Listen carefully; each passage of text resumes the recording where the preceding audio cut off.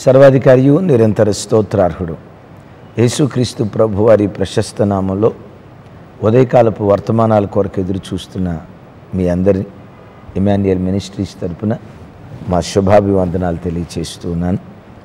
క్రీస్తునందు మాకు అత్యంత ప్రియమైన దైవజనాంగమా, ఎలా ఉన్నారు? కుటుంబంలో కుటుంబ సభ్యులందరూ క్షేమంగానే ఉన్నారు కదూ? అవును. ఈ అరుణోదయపు దినాన లేచి ప్రార్థించుకున్నారా?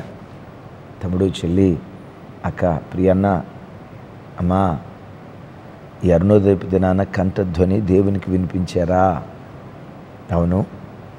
గడిచిన రాత్రి కుటుంబంలో కుటుంబ ప్రార్థన జరిగిందా? ఎన్ని కుటుంబాల్లో గడిచిన రాత్రి కుటుంబ ప్రార్థన జరిగిందో కింద కామెంట్ బాక్స్లో రాయండి. మీ కుటుంబ ప్రార్థన జీవిత విధానాన్ని అనేకులు చదువుకొని తెలుసుకొని వారు ప్రేరేపించబడటానికి ఆ చిన్న మాట హేతు అవుతుంది. ఎవరెవరు గడిచిన రాత్రి కుటుంబ ఆరాధన జరిగించుకున్నారో కామెంట్ బాక్స్లో రాయండి. కుటుంబీకులారా, యవన బిడ్డలారా, కుటుంబ ప్రార్థన మన కుటుంబాలకు బలం. అది మన వెన్నెముక, మన కుటుంబాలను నిలవబెట్టేది, కుటుంబంలో ఉన్న సమస్యలన్నిటినీ పరిష్కరించే వేదిక. కుటుంబ ప్రార్థనకు మించి కుల పెద్దల పంచాయతీ కాదు, మత పెద్దల పంచాయతీ కాదు, గ్రామ పెద్దల పంచాయతీ రచ్చబండ కాదు. ప్రతి సమస్యను పరిష్కరించే వేదిక కుటుంబ ప్రార్థన. తప్పకుండా చేసుకుంటారు కదూ?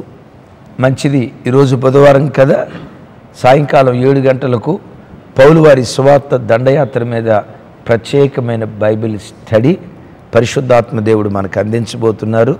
తప్పకుండా సాయంత్రం లైవ్లో దేవుని సముఖంలో కలుసుకుందాం. మంచిది. ఈ దినం పరిశుద్ధాత్మ దేవుడు ప్రత్యేకమైన వర్తమానం మన ఒక్కొక్కరితో పంచుకోవాలని కొన్ని దినాల నుంచి నా హృదయాన్ని ఆత్మదేవుడు పురికొల్పుతూ ఉన్నారు. అది అరుణోదయపు వర్తమానం కానీ, లేదు ఆదివారం అందించే వర్తమానం కానీ, ఏ వర్తమానమైనా రాత్రికి రాత్రి పుట్టుకొచ్చింది కాదు.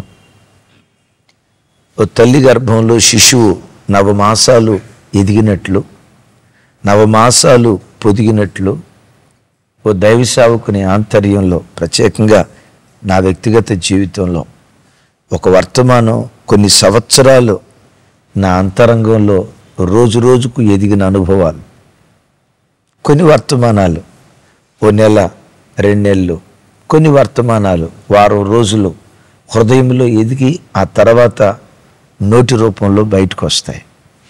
ఈ వర్తమానం కొన్ని నెలల నుంచి నా హృదయంలో ఎదుగుతూ ఉన్నటువంటి వర్తమానం. ఏంటో తెలుసా? రండి ధ్యానించండి. 103వ కీర్తన 12వ చరణం. పడమటికి తూర్పు ఎంత దూరమో ఆయన మన అతిక్రమములను మనకు అంత దూరపరిచి ఉన్నాడు. విన్నారా? పడమటికి తూర్పు ఎంత దూరమో. నేను మిమ్మల్ని అడుగుతా, పడమటికి తూర్పుకు ఎంత దూరం ఉంది చెప్పండి? చెప్పండి. పడమటి నుంచి తూర్పుకి ఎంత దూరం? హైదరాబాద్ నుంచి విజయవాడకి ఎంత దూరం? టకామని చెప్తారు. హైదరాబాద్ నుండి వైజాగ్కి ఎంత దూరం? టకామని చెప్తారు. హైదరాబాద్ నుండి మదనపల్లికి ఎంత దూరం? టకామని చెప్తారు. హైదరాబాద్ నుండి మెడ్రాస్కి ఎంత దూరం? టకామని చెప్తారు. హైదరాబాద్ నుండి అమెరికాకి ఎంత దూరం? టకామని చెప్తారు. అమెరికా నుండి ఆస్ట్రేలియాకి ఎంత దూరం? అమ్మో, ఆస్ట్రేలియా అంటే మా వాడు ఊరుకోడు. అమెరికా నుండి న్యూజిలాండ్కి ఎంత దూరం అని అంటే టకామని చెప్తారు. తూర్పు నుండి పడమటికి ఎంత దూరం? నేటికి కొలవలేదు, కొలిచే కొలమానిక లేదు. ఇది అనంత విశ్వం. కొలవలేం, కనపడదు. నీవు ఆరాధించే నీ దేవుడు ఎవరో తెలుసా? పడమటి నుండి తూర్పు ఎంత దూరమో, గతంలో నువ్వు పాపివైనా, కోపిష్టివైనా, గర్విష్టివైనా, అపవిత్రుడివైనా, ఏ బలహీనతలు గతంలో నేను నేలుబడి చేసిన ఆ బలహీనతలు మరెన్నడూ నీ జీవితంలో కనపడకుండా కానరానంత దూరం, కనపడనంత దూరం నీ పాపాన్ని నీకు దూరపరిచేటువంటి వాడు. ఓ ఆత్మీయ తండ్రిగా, మీ అన్నగా, మీ కుటుంబ సభ్యునిగా నా చేతులెత్తి దీవిస్తూ ఉన్నాను. నీవు ఆరాధించే దేవుడు ఈ స్థితికి ప్రతి క్రైస్తవుని తన మహిమ కొరకు తీసుకొచ్చునుగాక.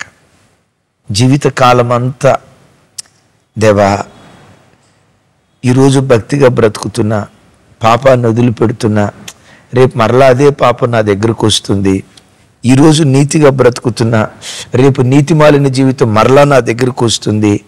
ఈ బలహీన ప్రార్థనలు మనం ఎన్నడూ చేయకుండా ఈ స్థాయికి, ఒకప్పుడు అతిక్రమం నీలోనే ఉంది, మనలో ఉంది. జీవితకాలం ఆ అతిక్రమ వలయంలో మనం బ్రతకూడదు. నిన్నే స్థాయికి దేవుడు తీసుకెళ్లాలని ఆశపడుతున్నాడు తెలుసా? తూర్పు నుండి పడమటకు కొలత కొలవలేం కదా, కానరానంత దూరం. మరెన్నడూ నీ జీవితంలో ఆ పాపం కనబడకుండా కానరానంత దూరం నా దేవుడు నీ ప్రతి బలహీనతను నీకు దూరం చేయునుగాక. ఈ దేవుడు ఎవరో తెలుసా? నీవు ఆరాధించే యేసు క్రీస్తు. ఆయన రక్తం, ఆయన వాక్యం, ఆయన ఆత్మ మనలో సరి అయిన కోణంలో అది పనిచేయటం ప్రారంభిస్తే ఈ దేవుడు మన జీవితంలో చేసే కార్యం చూడండి. ఈ వాగ్దానాలు పట్టుకొని ప్రతి క్షణం ధ్యానించండి, ప్రభుని స్తుతించండి. రైట్. యోహాను మొదటి పత్రిక 3వ అధ్యాయం 5వ వచనం. పాపములను తీసివేయుటకై ఆయన ప్రత్యక్షమాయనని మీకు తెలియను. విన్నారా? ఏమని రాయబడి ఉంది? పాపములను తీసివేయుటకై ఆయన ప్రత్యక్షమాయనని మీకు తెలియను. ఏమన్నాడు?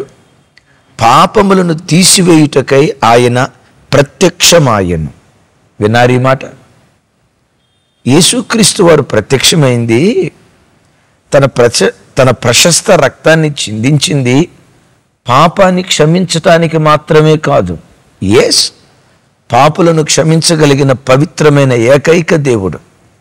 అయితే ఈ దేవుడు పాపాన్ని క్షమించేవాడు మాత్రమే కాదు, ఆ పాపం నీ జీవితంలో మరెన్నడూ కనబడకుండా నీ పాపాన్ని కోకటి వేళ్ళతో సహా పెకిలించి తూర్పు నుండి పడమటికి ఎంత దూరమో నీ అతిక్రమాన్ని నీకంత దూరం చేసేవాడు. అంటా ఒక మాట, ఈ మాట నా బ్రతుకుల్లో నెరవేర్చాయా, ఈ వాగ్దానం నా జీవితంలో జరిగించాయా, మరెన్నడూ నా బలహీనతలు కనపడకూడదు. తమ్ముడు, ఏ బలహీనత నీలో ఉంది? కోపం అనే అతిక్రమం నీలో ఉందా? కాముకత్వం అనే బలహీనత నీలో ఉందా? తొందరపాటు జీవితం నీలో ఉందా? అబద్ధపు బ్రతుకు నీలో ఉందా? స్మోకింగ్, డ్రింకింగ్, ఆల్కహాల్, ఆయా రకాలైన అపవిత్రమైన కార్యాలనే బలహీనతలు నీ జీవితంలో ఉన్నాయా? వారం రోజులు భక్తిగా బ్రతికి మరలా పాపంలో పడుతూ లేస్తూ అస్తవ్యస్తంగా నీ ఆధ్యాత్మిక జీవితం ఉందా? నా ప్రభు పదే పదే చెప్తున్నాడు, తూర్పు నుండి పడమటికి ఎంత దూరమో నీలో ఉన్న ప్రతి బలహీనత నీకంత నా దేవుడు దూరం చేయునుగాక. అన్నా, ఎలాంటి ఉన్నతమైన ఆధ్యాత్మిక స్థితికి నిజంగా ఒక విశ్వాసి ఎదగలడా? బైబిల్లో అలా ఎదిగిన వాళ్ళు ఎవరైనా ఉన్నారా? నిశ్చయంగా ఇట్టి ఆధ్యాత్మిక స్థితికి మనం ఎదగగలం. ఎందుకు? వాక్యమే చెప్పింది కదా. తూర్పు నుండి పడమటికి ఎంత దూరమో మన అతిక్రమములను, అంటే క్రమం తప్పిన జీవితాన్ని, ఆజ్ఞాతిక్రమమే పాపం కదా, అంటే ఆ పాపాన్ని అంత దూరం చేస్తాను అని వాగ్దానం వాక్యంలో రాయబడి ఉంది కదా.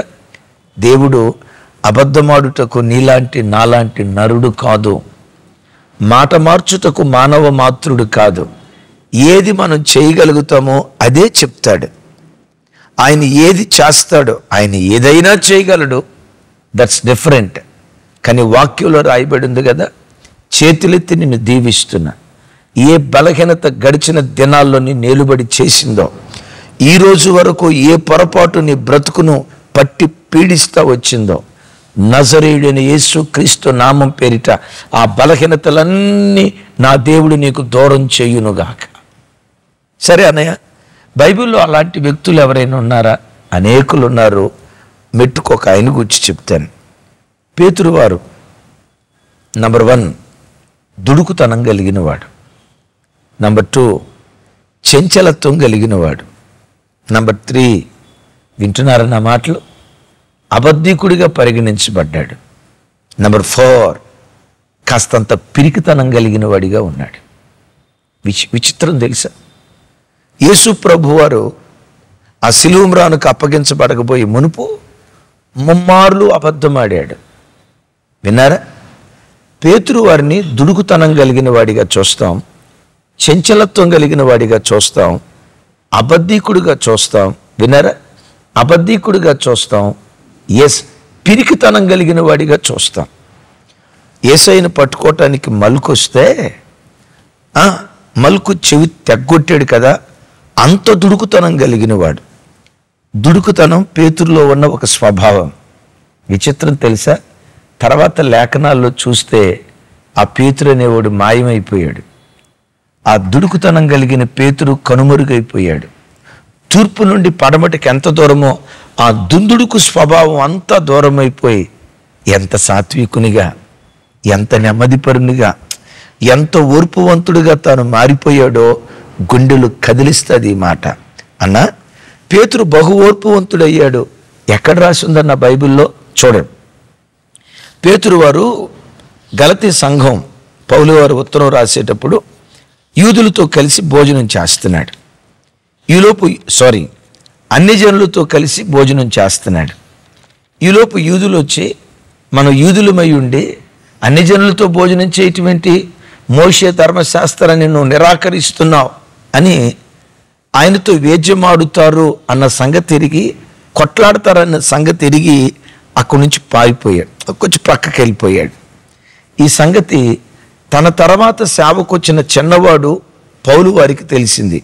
పౌలు వారు మాట్లాడుతూ అంటారు, గలతీలకు రాసిన పత్రిక 2వ అధ్యాయం 11వ వచనం నేను చదువుతాను, అలాగే 14వ వచనం, ముందు 11వ వచనం. అయితే కేఫా అంతియోకియాకు వచ్చినప్పుడు అతడు అపరాధిగా తీర్చబడెను గనుక నేను ముఖాముఖిగా ఎదిరించి తిని. వినారా? ముఖాముఖిగా ఎదిరించి తిని. 14వ వచనం. వారు సువార్త సత్యము చొప్పున క్రమముగా నడుచుకొనుకు పోవుట నేను చూసినప్పుడు అందరి ఎదుట కేఫాతో నేను చెప్పినదేమనగా. చాలు. విన్నారా? అపోస్తుడైన పౌలు వారు పేతురు వారి కంటే చిన్నవాడు. ఆ చిన్నవాడు పేతురు వారు తప్పు చేస్తే అపరాధిగా తీర్పు తీర్చబడ్డాడట. విన్నారా? అపరాధిగా తీర్పు తీర్చబడటం మాత్రమే కాదు, ముఖాముఖిగా నేను అతన్ని ఎదిరించా. అంతేనా? చాటును ఎదిరించలా, చాటును గద్దించలా. 14వ వచనంలో చూస్తాం కదా, అందరి ఎదుట ముఖాముఖిగా నేను అతన్ని ఎదిరించా, అపరాధిగా తీర్పు తీర్చా. ఇలా తనకంటే చిన్నవాడు పౌలు మాట్లాడితే పాత పేతురైతే ఏం చేసేవాడు తెలుసా? ఈసారి శివులు తగ్గొట్టం కాదు, ఏకంగా మెడకాయే లేపేవాడు. పాత పేతురైతే ఏకంగా మెడకాయే లేపేవాడు. కానీ ఏం జరిగిందో తెలుసా? తన తప్పును అంగీకరించి దిద్దుబాటు చేసుకొని సాత్వికుడే. ఇదే పేతురు వారు పౌలు వారి గూర్చి తన చివరి పత్రికలో అంటాడు, మన ప్రియ సహోదరుడుగు పౌలు. ఆయన రాసిన పుస్తకాలు అద్భుతం. అతని జ్ఞానం అమోఘం. పామరులకు ఆయన మాటలు అర్థం కావు. శ్లాఘిస్తూ కీర్తిస్తూ పౌలును గూర్చి పేతురు వారు మాట్లాడుతూ వచ్చారు. నేనంట, పేతురయ్యా దుడుకోడు కదయ్యా, ఏకంగా ప్రాణమే తీయాలి కదయ్యా, ఎంత సాత్వికునిగా, ఎంత నెమ్మదిపరుడుగా నువ్వెలా మారావు? తూర్పు నుండి పడమటకు ఎంత దూరమో నా అతిక్రమాన్ని నా దేవుడు అంత దూరపరిచాడు. అంత దూరపరిచాడు. తమ్ముడా, నీలో అలాంటి ఆధ్యాత్మిక కార్యక్రమం నా దేవుడు జరిగించునుగాక. పాపములు తీసివేయటమే కాదు, పాపములు క్షమించటమే కాదు, మరెన్నడూ కనపడకుండా ఆ పాపములను కోకటి వేళ్లతో సహా దేవుడు తీసివేస్తాడు. ఆమేన్. రైట్. పేతురు వారు అంటంతో అబద్ధికుడు కదా, ఆ చిన్న పిల్ల ఎదుట నేను ఎరగనంటే ఎరగనని ముమ్మారు అబద్ధమాడాడు. రైట్? అంతేనా? ఆ అమ్మాయి ఎదుట పిరికితనంతో పారిపోయాడు, పిరికోడు. కానీ ఆ తర్వాత ఏం జరిగింది? ఆ అమ్మాయి కాదు దరిదాపుగా వేల మంది ఇశ్రాయేలు ప్రజలు యెరూషలేములో ఉంటుండగా ఆ యెరూషలేము పట్టణంలో ప్రజలందరి కళ్ళ ఎదుట సింహగర్జన చేస్తూ దేవుని వాక్యాన్ని బోధించాడు. వారి ధైర్యాన్ని చూసి పరిసయ్యులు, శాస్త్రులు, ధర్మశాస్త్రోపదేశకులు, ప్రధాన యాజకుడు సైతం విస్మయం చెందాడు. ప్రధాన యాజకుడు విస్మయం చెందటం దేవుడు ఎరుగు. నాకు ఒక విచిత్రం చెప్తా. ఆ లక్షల వేల మంది ప్రజల మధ్యలో ఈ చిన్నది కూడా ఉండి ఉంటుంది, ఉండి ఉంటుంది. ఆయనేనా ఈయన? ఆయనే, కానీ ఆ గుణం మాత్రం లేదు. ఆ పిరికితనం, ఆ భయపడే తత్వం, ఆ పిరికితనం పేతురులో కనపడదు, కనుమరుగైపోయింది. ఎందుకు కనుమరుగైందో తెలుసా? తూర్పు నుండి పడమటకు ఎంత దూరమో నీలో ఉన్న బలహీనతలు, నీలో ఉన్న అవిధేయతలు, నీలో ఉన్న ప్రతి రోత బ్రతుకు నా దేవుడు దూరం చేయటానికి శక్తి కలిగినటువంటి వాడు. విన్నారా? పదే పదే ఆ పాపపు వలయంలో నువ్వు బ్రతకటం కాదు, ఆ వలయాన్ని ఛేదించుకొని పవిత్రత, ఎన్నడూ పాపము చెయ్యని ఉన్నత శిఖరాలకెక్కే కృప దేవుడు మనకు అనుగ్రహిస్తాడు. పేతురు వారు ఒకప్పుడు ఆయన పేరు విన్నారా? సీమోను. సీమోను అనే పేరుకున్న అర్థం ఏంటో తెలుసా? రెల్లు, ఇటు అటు కదిలే రెల్లు. సీమోనును కాస్త దేవుడు కేఫాగా మార్చాడు, అదే పేతురుగా మార్చాడు. పేతురు అంటే బండ. రెల్లు ఇటు అటు కదులుతుంది. నా వైపు చూడండి, బండ ఇటు అటు కదిలిద్దా? బండరాయిని కదిలించాలి నువ్వు ప్రయత్నం చేస్తే నువ్వు కదలాల్సిందే, అది కదలదుగా. ఒక మాట అంటే ఆత్మీయ జీవితంలో చెంచలతో రెల్లులాగా ఇటు అటు ఊగిసలాడేవాడు స్థిరమైన బండగా మారిపోయాడు. పేతురు పేతురయ్యా, ఈ చెంచలత్వం అంతా ఏమైపోయిందయ్యా? ఇటు అటు ఊగిసలాడే బుద్ధి ఏమైపోయిందయ్యా? అయ్యో, ఈ సేవ చేయలేవని చేపలు పట్టుకోవటానికి వెళ్ళిపోయావు కదయ్యా, నీతో పాటు ఇంకొక 6 తీసుకొని వెళ్ళిపోయావు కదయ్యా. ఇంత స్థిరుడుగా ఒకప్పుడు పిరికివాడిగా ఉన్న నీవు, ఇటు అటు ఊగిసలాడే భక్తి జీవితం కలిగిన నీవు ఇంత స్థిరమైన వాడిగా ఎలా నువ్వు మారావు? ఏమంటాడు తెలుసా?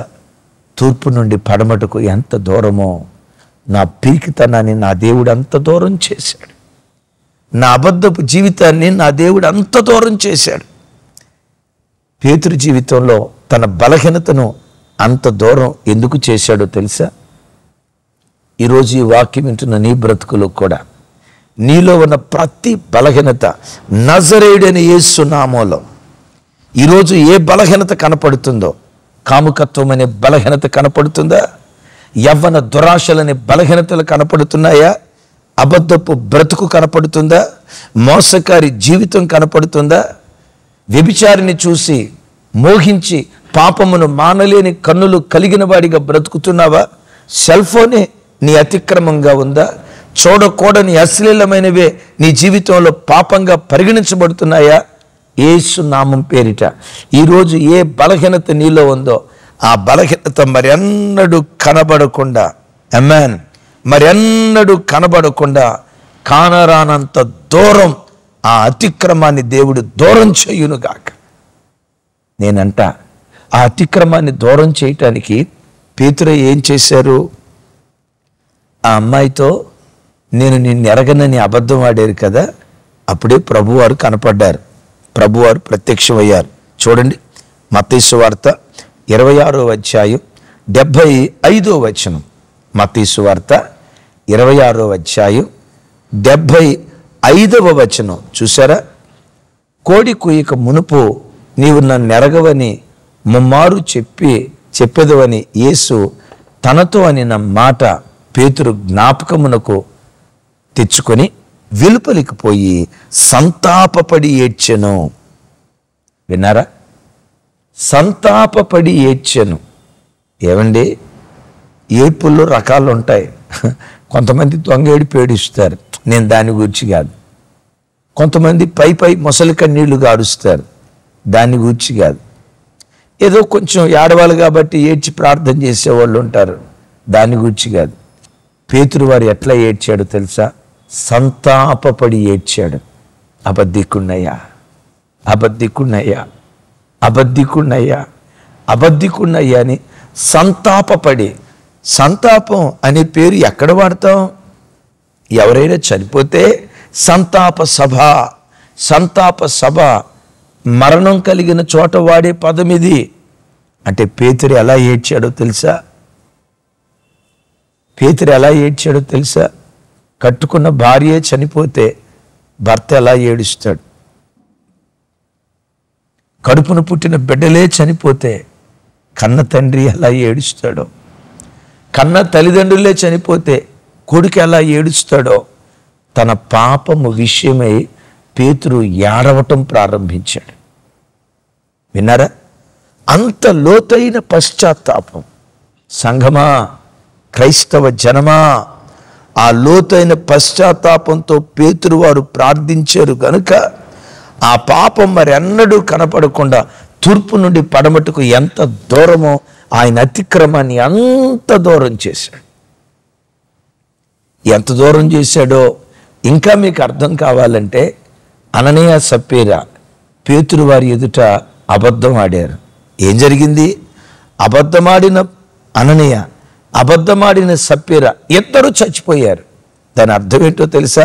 అననీయ సప్పీరా చచ్చిపోయారు అనే కంటే కూడా పేతురు జీవితంలో అబద్ధం చచ్చిపోయింది. ఆ అబద్ధం ఇక పేతురు జీవితంలో ఎన్నడూ కనబడలేదు. పాత పేతురును కానరానంత దూరానికి తీసుకుని వెళ్ళి ఓ నవీన పేతురును, సీమోనును కేఫాగా మార్చింది. అగైన్ సీమోనును కేఫాగా మార్చింది లోతైన పశ్చాత్తాపం. పై పెదవులతో చేసిన ప్రార్థన కాదు, లోతైన పశ్చాత్తాపం పేతురుని మరో కోణంలో ప్రజలకు చూపించి ప్రధాన అపోస్తలుడిగా అగ్రపట్టం కట్టాడు దేవుడు. ఎంత లోతైన పశ్చాత్తాపం చెప్పమంటారా? పేతురు వారు చనిపోయే వరకు అరుణోదయపు దినాన కోడి కోత విన్నాడంటే తుల్లిపడి లేచేవాడట, తుల్లిపడి లేచేవాడట, తుల్లిపడి లేచి వెంటనే ఏడుస్తూ ఉండేవాడట. అయ్యా అబద్ధికుణ్ణి, అయినా చారదీసావే, తొందరపాటుతనం కలిగిన వాడిని అయినా చారదీసావే, చంపటానికి కూడా కత్తి దూసిన వాడిని అయినా చారదీసావే, నరహత్య చేసిన వాడిని, అదే సహోదరుని ద్వేషించేవాడు నరహంతకుడు కదా, నరహంతకుడిని అయినా నాయకుడిగా మార్చావే, చంచలమైన బుద్ధి కలిగిన వాడిని అయినా నువ్వు చారదీసి నాలాంటి పాపికి కూడా అవకాశం ఇచ్చావే, నీ రుణం ఎలా తీర్చుకోగలనయ్యా? యేసయ్యా, నీ రుణం నేను ఎలా తీర్చుకోగలను? ఎన్నో బలహీనతలున్నా, ఎన్నో అవిధేయతలున్నా, పలుమార్లు నీకు ఆయాసకరంగా బ్రతికినా అయినా విని నువ్వు చారదీసావే. నీ మనసు ఎంత గొప్పదేసయ్యా, నీ మనసు ఎంత గొప్పదేసయ్యా, నీ గుణం ఎంతో గొప్పదేసయ్యా, నాలాంటి వాడిని కూడా నువ్వు చారదీసావా? నీ మనసు ఎంత గొప్పదేసయ్యా అని వెలుపలికి వెళ్ళి పరితాపపడి ఏడ్చాడు, వెలుపలికి వెళ్ళి సంతాపపడి ఏడ్చాడు. ఆ పశ్చాత్తాపం నిజంగా నీ గుండెల్లో ఉంటే తూర్పు నుంచి పడమటుకు ఎంత దూరమో ఆ అవిధేయత, ఆ పాపం జీవితంలో మరి అన్నడూ కనబడకుండా కానరానంత దూరం తీసుకొని వెళ్ళటానికి నేను ప్రకటించే దేవుడు శక్తివంతుడు. మరలా ప్రార్థన చేసేవాడట, అలాంటి పాపినైనా చారదీసావుగా అయ్యా, ఇదేనో అలాంటి బలహీనత నాలో ఎన్నడూ కనపడకుండా నన్ను నిలవబెట్టయ్యా, నన్ను బ్రతికించయ్యా, నీ మార్గంలో నడిపించయ్యా, అది మరి అన్నడూ కనపడకూడదయ్యా అని కోడి కోత విన్నాడంటే తుల్లిపడి లేచి ప్రార్థించేవాడట. ఆ రోజుల్లో చరిత్రకారులు చెప్తారు, పేతురు వారు వెళ్తా ఉంటే కొకరొకో అని కొంతమంది లోకస్తులు ఎగతాళి చేసేవాళ్ళట. విన్నారా? అంటే అంత లోతైన పశ్చాత్తాపంతో పేతురు బ్రతికాడు గనుక తనలో ఉన్న పాపం మరెన్నడూ కనపడకుండా కానరానంత దూరం తీసుకుని వెళ్ళాడు. పేతురు దేవుడే నీ దేవుడు, సీమోనును కేఫాగా మార్చిన దేవుడే నీ దేవుడు, యాకోబును ఇశ్రాయేలుగా మార్చిన దేవుడే నీ దేవుడు, అబ్రామును అబ్రహాముగా మార్చిన దేవుడే నీ దేవుడు, సౌలును పౌలుగా మార్చిన దేవుడే నీ దేవుడు. యేసు నామం పేరిట అలాంటి గొప్ప రూపాంతరపు కార్యం ఈ దినమే దేవుడు నీ బ్రతుకులో జరిగించునుగాక. అడుగుతారు ఒకసారి, తూర్పు నుండి పడమటకు ఎంత దూరమో, ఎంత దూరమో నా పాపాన్ని నాకు దూరం చేయయ్యా. ఆ బలహీనత ఎన్నడూ కనబడకూడదయ్యా. నేడు చూసిన ఐగుప్తీయులను నీవెన్నడూ చూడవన్నావే, ఆ వాగ్దానం నా బ్రతుకులో నెరవేర్చయ్యా. కోరుకుందామా? మీ కొరకు ప్రార్థన చేస్తాను. ఈరోజు సాయంత్రం బైబిల్ స్టడీ, అద్భుతమైన వర్తమానం. అపోస్తుడైన పౌలు వారి సువార్త దండయాత్రలో నుంచి ఆఖరి ఘట్టానికి వచ్చాం. సరిగ్గా 7ంటికి ప్రారంభించబడుతుంది. కుటుంబాలుగా చూసి ఆశీర్వదించబడండి. పాపం నాలో ఎన్నడూ కనపడకూడదయ్యా. ఎంతమంది కోరుకుంటున్నారు? కోరుకున్న ప్రతి బిడ్డ నాతో చేతులెత్తి ప్రార్థనలో ఏకీభవించండి. తండ్రి, మీకు స్తోత్రాలు. మాతో మీరు మాట్లాడిన శ్రేష్టమైన మీ వాక్కులకై వందనాలు. అవును నాయన, తూర్పు నుండి పడమటికి ఎంత దూరమో మా అతిక్రమాన్ని మాకు దూరం చేసే దేవుడు. ఈ వాగ్దానం ఇదిగో ఈ ప్రార్థనలో ఏకీభవిస్తున్న ప్రతి బిడ్డ జీవితంలో మీరు స్థిరపరచుదురుగాక. మా పాత రోత జీవితం ఎన్నడూ కనబడకూడదు, మా ప్రాచీన జీవితం ఎన్నడూ కనబడకూడదు, మా అవిధేయపు జీవితం ఎన్నడూ కనబడకూడదు, ఆ పాపపు రోత బ్రతుకు ఎన్నడూ వినబడకూడదయ్యా.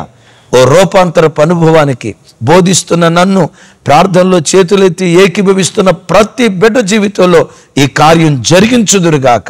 నేడు చూస్తున్న ఐగుప్తు స్వభావాలు ఎన్నడూ నీ ప్రజల్లో కనబడకుండునుగాక.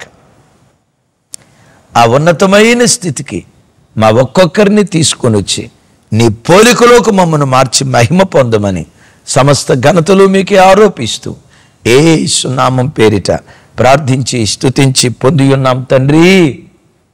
ఆమేన్.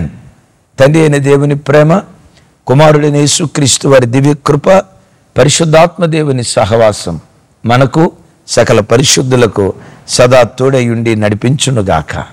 ఆమేన్.